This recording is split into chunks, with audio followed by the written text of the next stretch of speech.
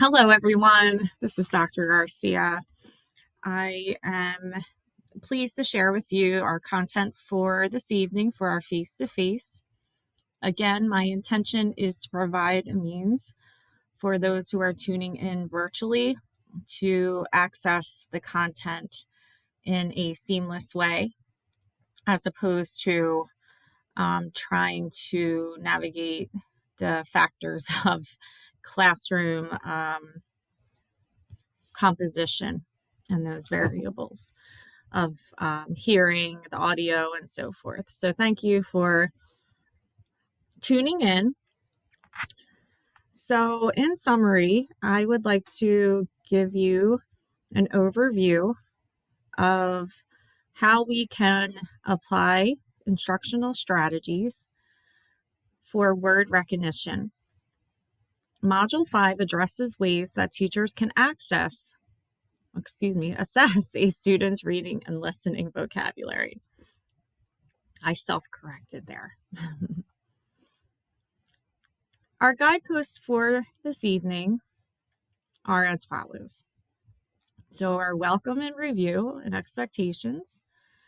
I also would like to take some time to review your self-ratings from last week's optimistic closure. We'll then launch into our content, which will involve the language experience approach, otherwise known as the LEA approach for our young learners, and word recognition approaches. As we have assessed our students, now it's time to apply and plan instructional methods that will support and help our readers and also target specific skills. There will be some time to connect and collaborate. There will be an article posted from Reading Rockets related to word recognition. And then in closure, I'd like us to reflect on a rose, bud, or thorn about your learning from this evening. Our norms and expectations for our class. Again, these were common themes generated across our teams, our first night together. So as we were closing class last week, you took the time to self-rate yourselves in different instructional areas from our coursework. So thank you for doing that, and it informs my instruction as well. So our concepts of print, collectively, we seem to have a self-rating of in a higher level. The building blocks of literacy, again, our self-perception is high in our understanding, generally speaking. The different types of educational assessments, again, are self-rated from most of us 3 to 5. Instructional methods to enhance early literacy. We did have a mixed response, and hopefully after this evening, you have a few more tools in your repertoire to employ with your students. Understanding of fluency. I was pleased after our last class to see that you self-rated that you had a high understanding. Assessment techniques for fluency. We did have a few mixed reviews. So hopefully, in addition to a running record, we can I can provide you with an overview of additional assessment techniques. Furthermore, instructional practices to address fluency. I will review this evening additional practices. So thank you for your input and your self-rating. Our vocabulary, in other words, our word wall for this evening, is listening comprehension, which is a large domain in the Science of Reading's reading rope, vocabulary development, word recognition, and I added schematic connections, which I have found critical to consider a child's background knowledge and world knowledge as they're approaching textual print. As I have stated in previous classes, I do like to give a frame of reference of the guided reading levels. Okay, so we're going to launch right into our listening comprehension piece. So I want you to think about what is true listening comprehension.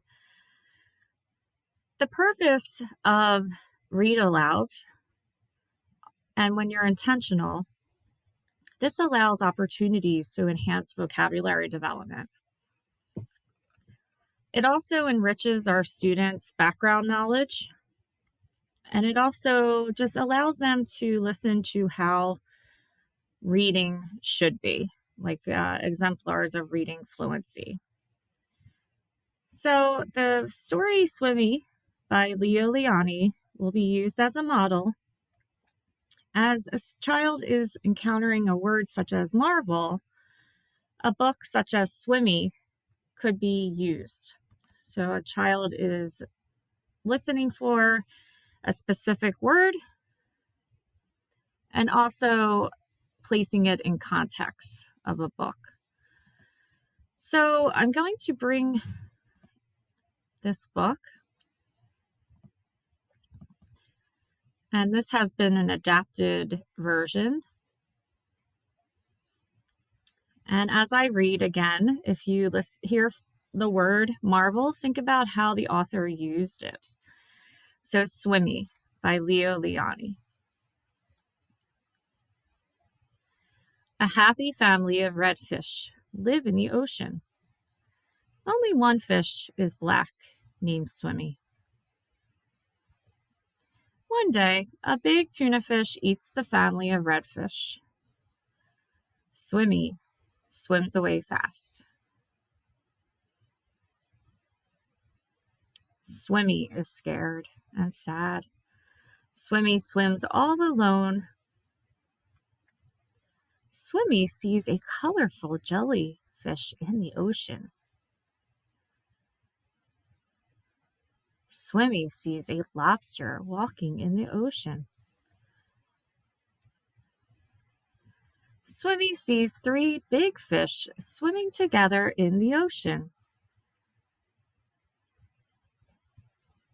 Swimmy sees lots of seaweed in the ocean. Swimmy sees an eel with a long tail in the ocean. Swimmy sees sea anemones in the ocean.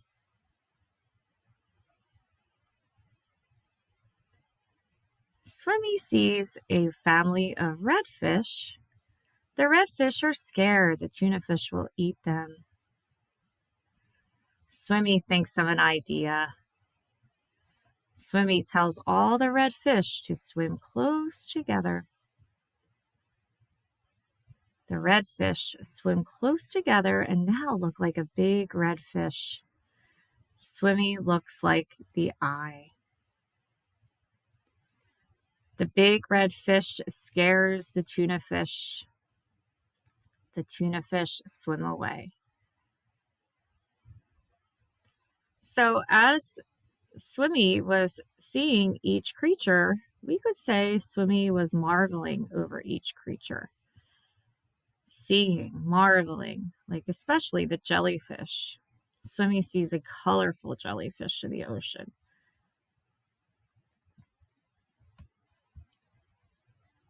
So thank you for taking the seat of a young reader as I read this text aloud.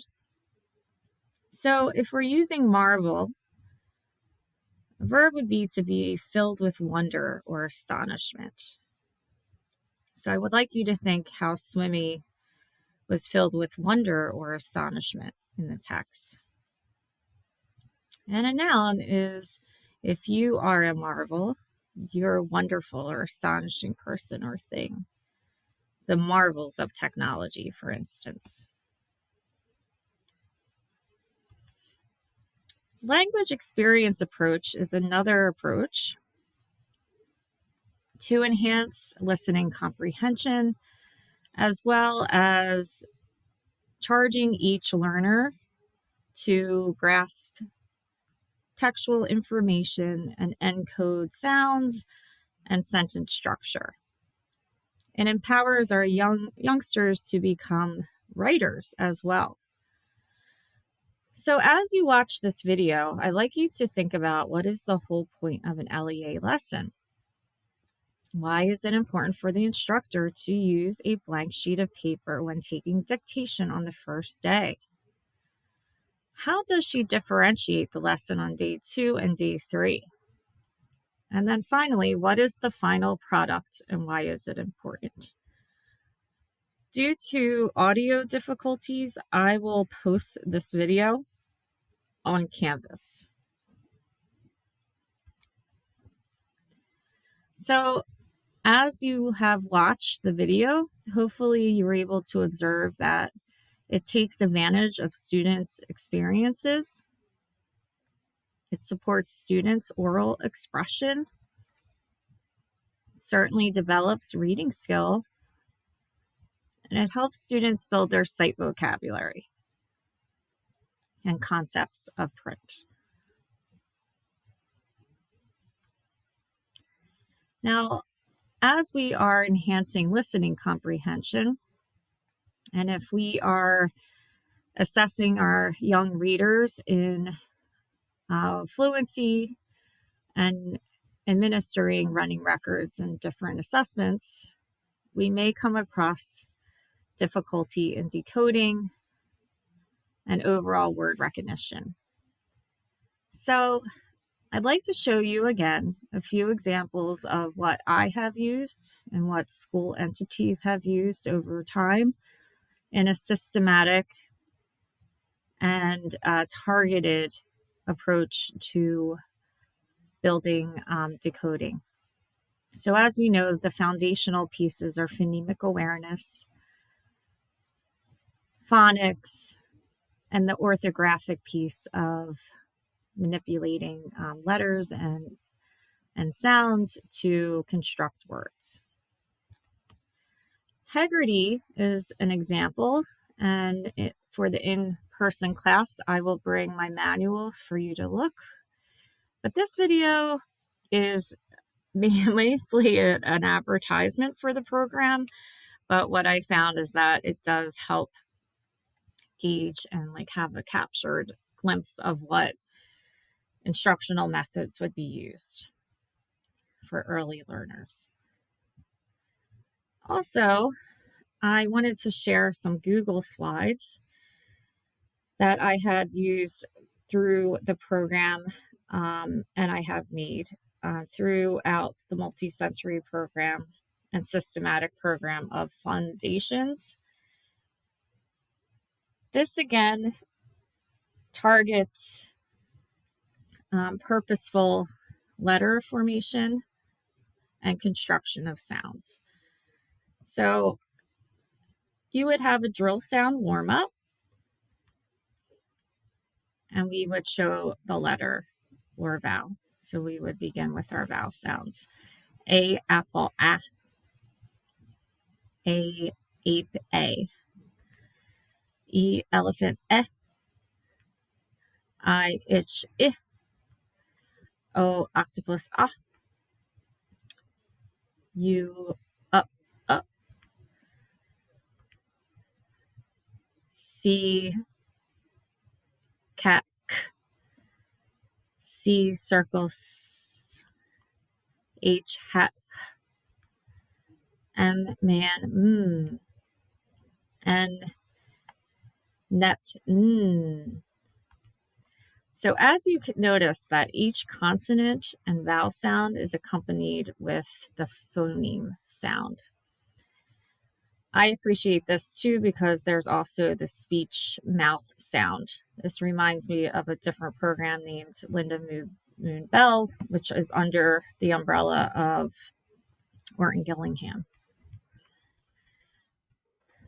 So if we're introducing your digraphs and so forth, we have our A, and in this case, we're targeting the new sound of A, squash, ah. This could be a setup for practice. I also like this because it could resemble a real life classroom. You would have your letters on display above with the pictorial representation of each letter sound and letter for students to easy reference.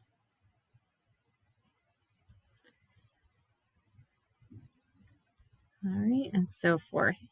So I wanted to show you some examples, and I will again in person, I will share some of these. So each part of a word has a purpose and follows rules, if you will.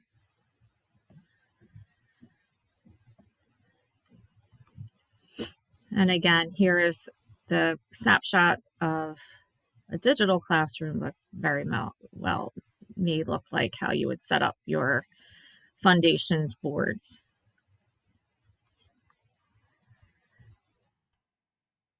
So in order to assess word recognition and progression, oftentimes Dolch word lists are used.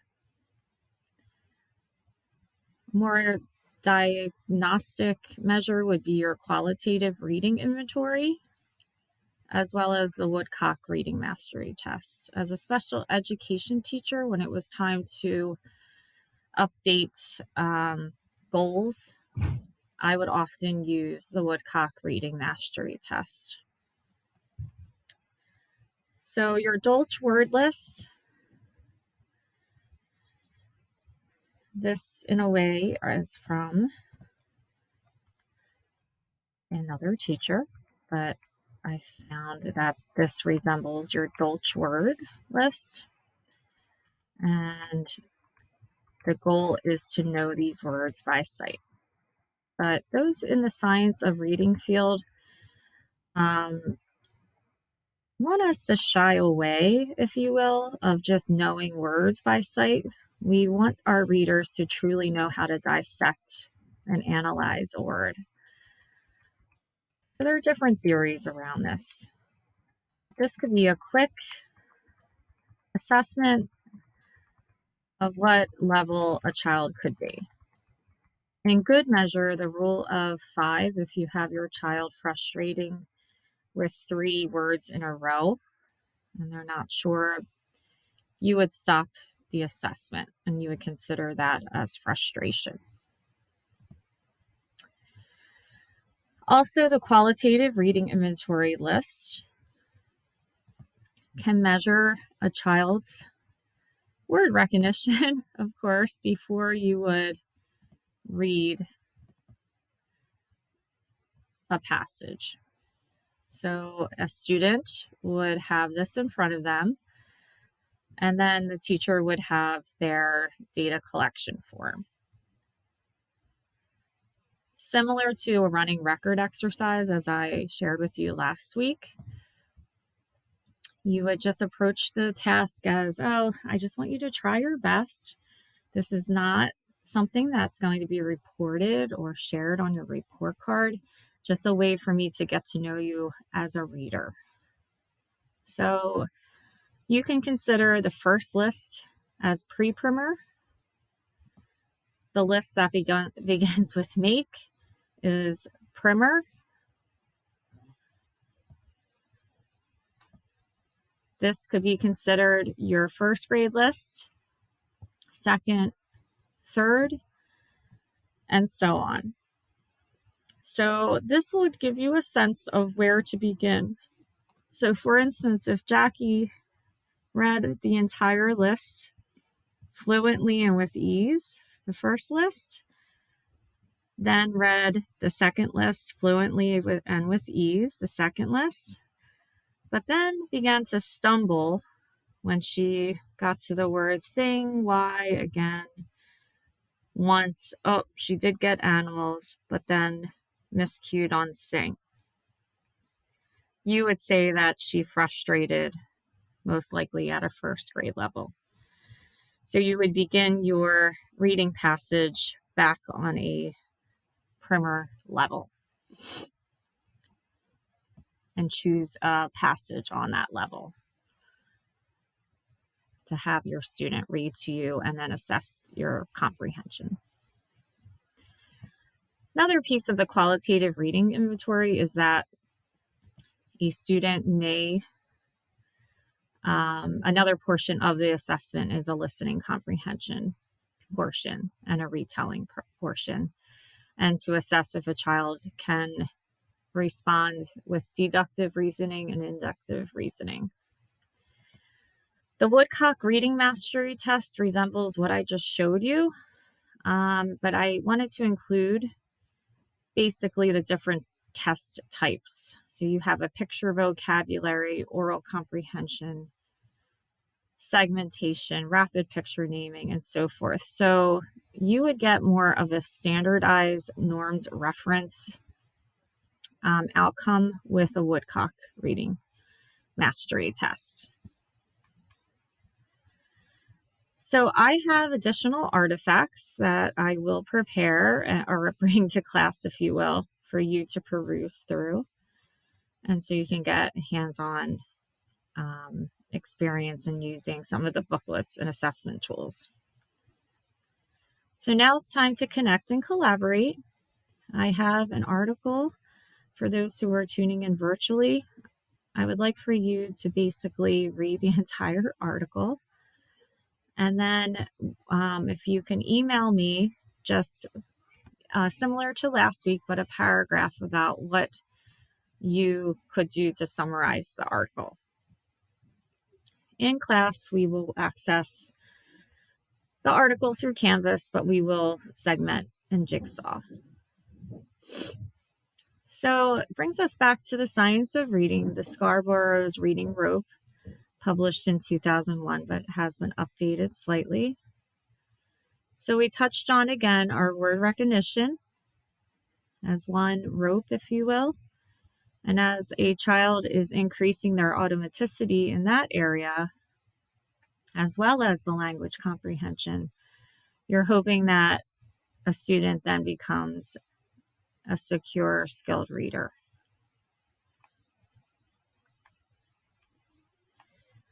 So in light of our vocabulary development, I'd like you to choose one word from our word wall, similar to last week,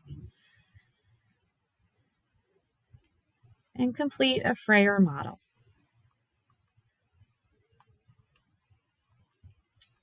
I'd like you to also reflect on your new learning.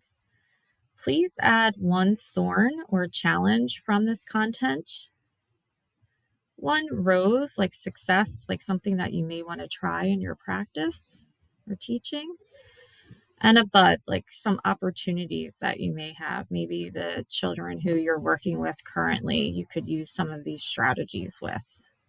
Or maybe you see something and you could adapt and modify and use with other students. So thank you for tuning in. Thank you for your patience. I have a little cold right now, and I had made attempts. I think like this is my third attempt to record because I had many interruptions at work and at home. So I appreciate your listening, and I will see you soon and hope you're doing very well. Thank you.